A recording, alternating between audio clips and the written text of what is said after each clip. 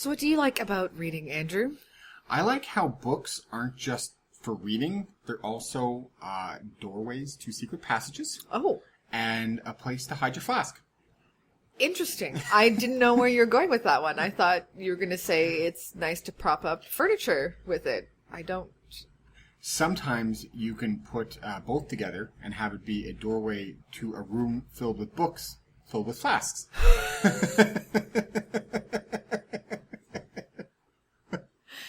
I don't even know where that one... Oh, everybody, welcome to the Goldilocks and the Three Cares podcast. Today's podcast is titled, I Just Don't Even Know. It's because Andrew has been gone. I've been gone for a long time, and I'm not sure you recognized me when I came home. No. I look like Tom Hanks at the end of Castaway. You did, with a beard and a sunburn. And the smell of salt. Yeah, it wasn't You smell good. like you were brined. Why, yes, I was. This is the Goldilocks and the Three Cares podcast, the podcast where we take a look at what's too hot, what's too cold, and what's just right with a self-published work. I'm Andrew. And I'm Crystal. Crystal, what did we continue to read this week? We read, a couple of weeks ago now, Okay. Book 3 in the Penryn End of Days series by Susan E., and the book is called End of Days. That's a catchy title. It is. And why don't you catch us up to speed with where we are in Book 3? Book 3, we're sort of at the, well, what is supposed to be the end point of Penryn's story. She's sort of defeated some of the bad guys in the previous book, and now we're moving forward, and the intention is to sort of wrap everything up that's already happened in the series so far. Now, you say intention is. What do you mean by that? Well, it leads into my too cold. I don't know if we want to start there. Do we just want to go ahead and get started? Yes, we do. And what did you find was too cold, Crystal? I found that there were a lot of pieces that were missing. What do you mean by that?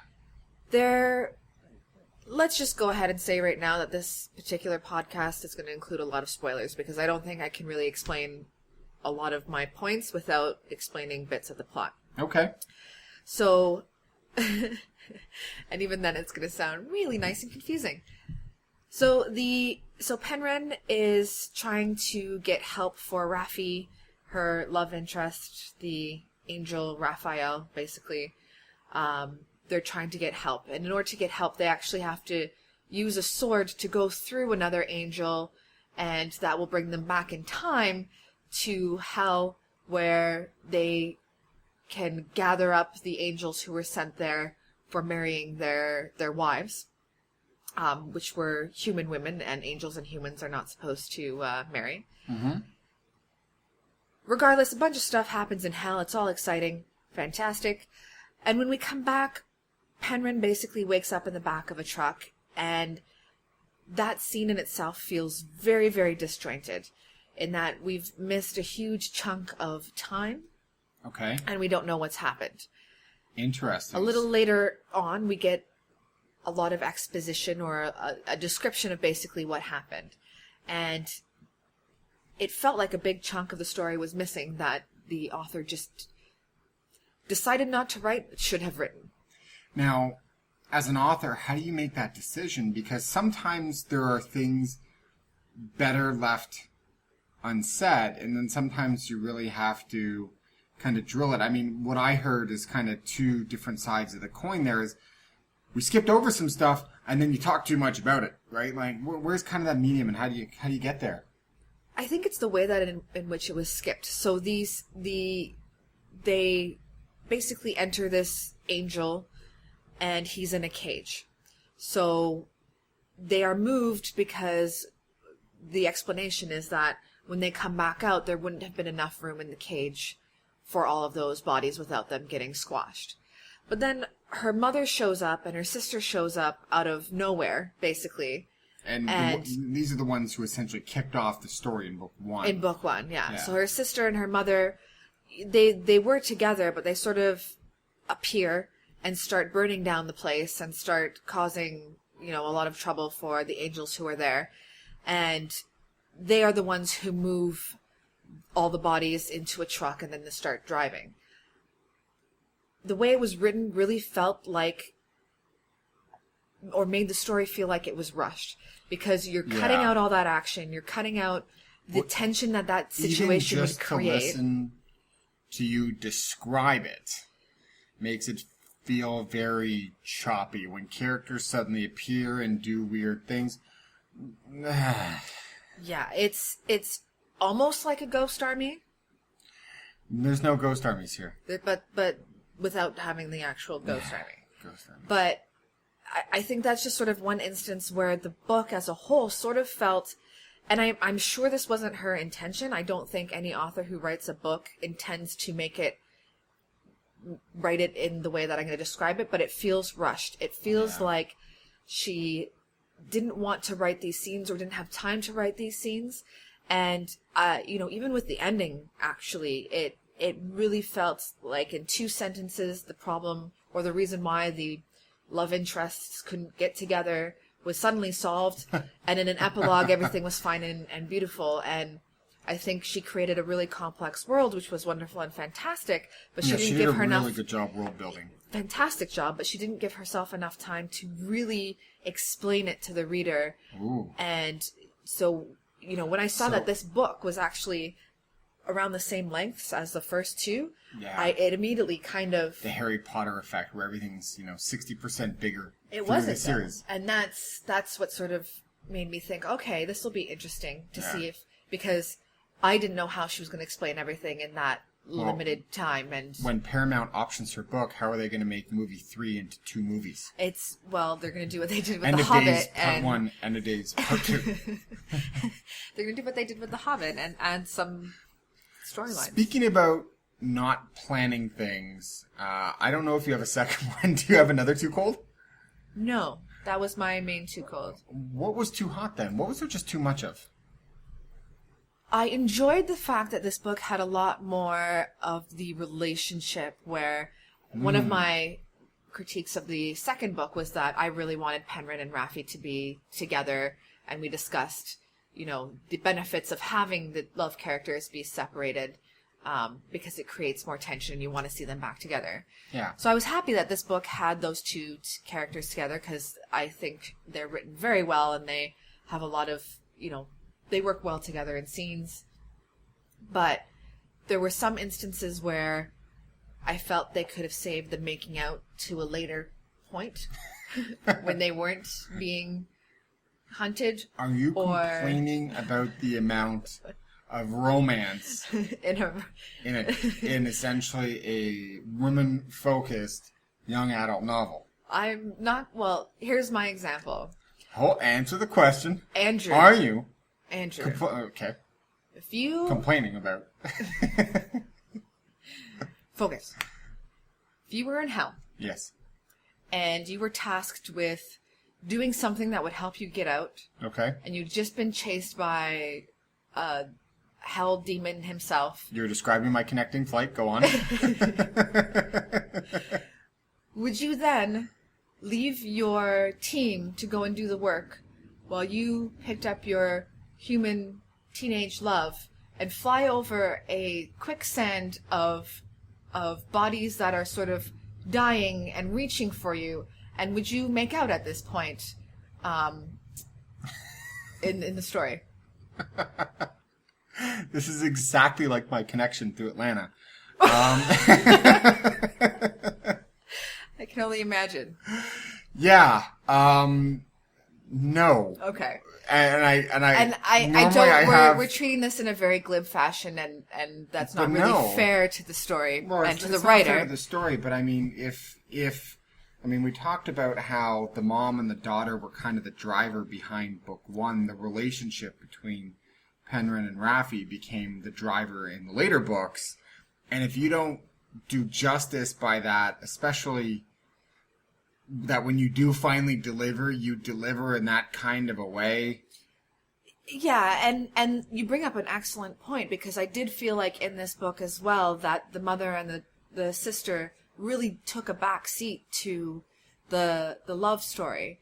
And I'm fine with that. I'm okay with that as long as you know, it's the physiological needs of if you are in hell, you're running for your life, you're probably not going to want to think about making out with your love interest. Yeah. That sort of situation.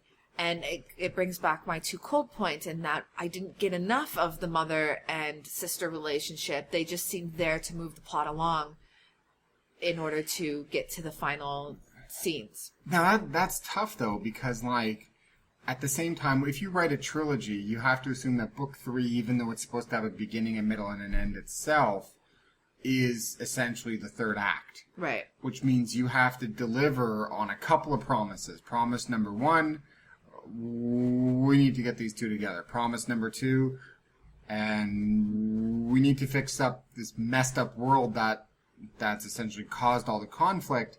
Like, sometimes those two things don't work together. And I think that's also a really good and interesting point, because as someone who is working on their second novel and does plan to write more, the importance of tying up as many loose ends as possible. Yeah. I believe that, in some cases leaving things open. Yeah, you don't have to. Yeah, and it does potentially lead into a 4th, 5th, whatever number of books. But you have to give enough so that the reader is satisfied in and completely understands every single point that you've been trying to make and every single thread that you've been trying to make. Yeah. Because in reality, a trilogy or a book that is a series length, it's basically one big fat book. Before we get into the just right, I want to explore that point, the obsession with tying everything together. No loose ends. There's no loose ends. I'm okay with loose ends. How do you feel about loose ends? I'm okay with them as well. But I think if there's been something that has been introduced that, is sort of a big deal, I want to fully understand it. Do you, though? Well, I mean, for example, in this book, angels can't marry humans. It goes against laws. And, you don't fully understand how Raphael and Penryn can be together at the end. Yeah. It's suddenly, the rules just suddenly switch. Spoiler alert, he gives up his wings, so I guess that works out, but he basically, in the span of what feels like 30 seconds, he's just completely abandoned everything that he's been saying, throughout the 3 books. There was no lead up to that. So that's not really tying up. Yeah, that's not really tying up a loose end. That's a character shift. By loose end, I mean explaining the whole rationale behind why they were punished.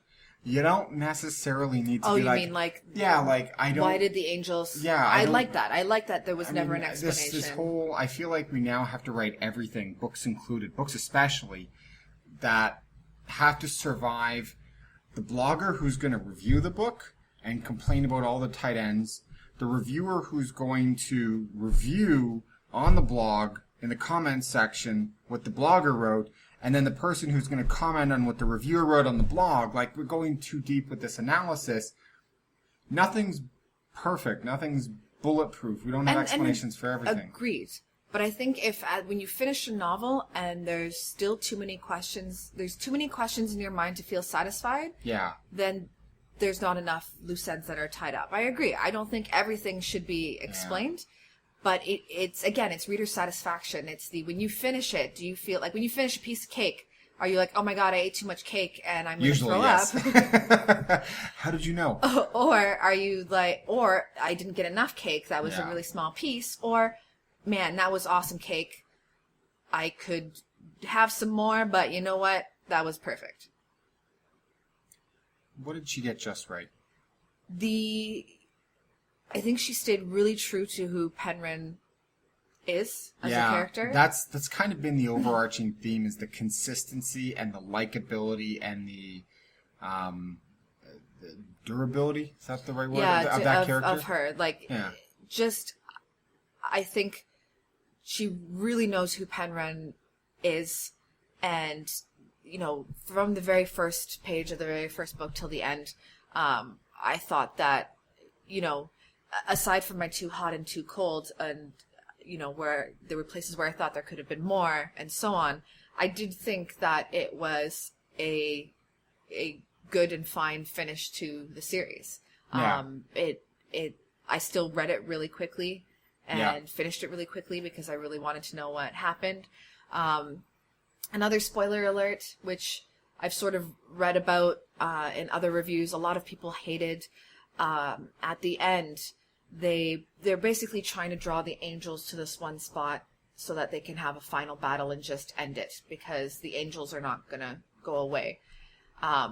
And the angels are also, for sport, to decide who's going to be the next messenger, are going to see which team can kill the most humans, then wins the position. Okay.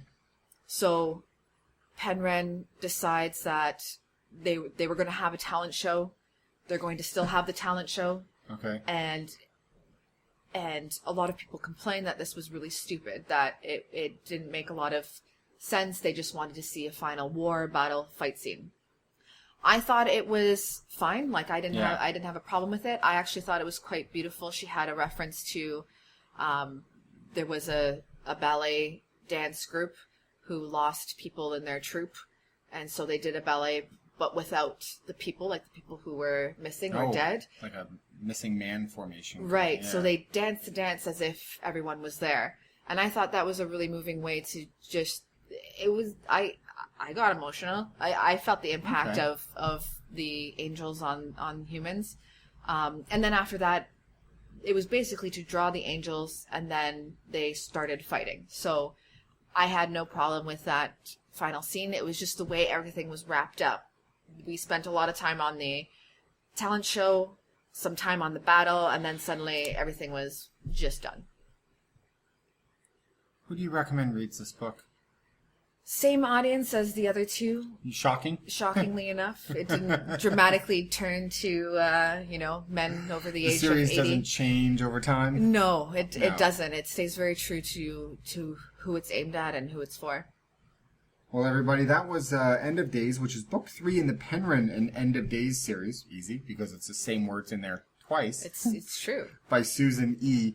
Where did you find this book, Crystal? I got this book on Amazon. So all 3 are on Amazon, and I highly recommend that you pick them up and give them a read. I hope there's a bundle that they can pick them up. Probably. I wouldn't be surprised. Don't buy one when you can buy 3. Yes. It's a Costco mentality. It is. Buy everything in bulk. Exactly. And where can you find us? We are on Facebook, Everything's Temporary. Twitter, Everything's Temp, www.everythingstemporary.com. iTunes, Goldilocks and the 3 Cares. Mm-hmm. And I think that's about it. That about does it for us, doesn't it? Yes. This was a jumbo spoiler-filled edition, wasn't there? It was. So I caution all of y'all. All of y'all? I don't know. It's the Atlanta joke. It's got you thinking south. Yeah. Everybody, that was the Goldilocks and the 3 Cares podcast for this week. We are back. We are. And we're going to be every 2 weeks from now on until I travel through Atlanta again. If you like what you heard, subscribe. Tell a friend, tweet at us, tweet at your friends, tweet at us at your friends. Tweet randomly. I don't know how Twitter works. Apparently not. Make the Twitter machine. Make it go. I'm Andrew. And I'm Crystal. Until next time, keep reading. So this is some kind of a milestone, Crystal, because this is the first time where I have to go back and I have to edit out a swear. I know. I'm embarrassed for both of us. You should have seen your face. It was total deer in the headlights look where I just let it slip out and it was like,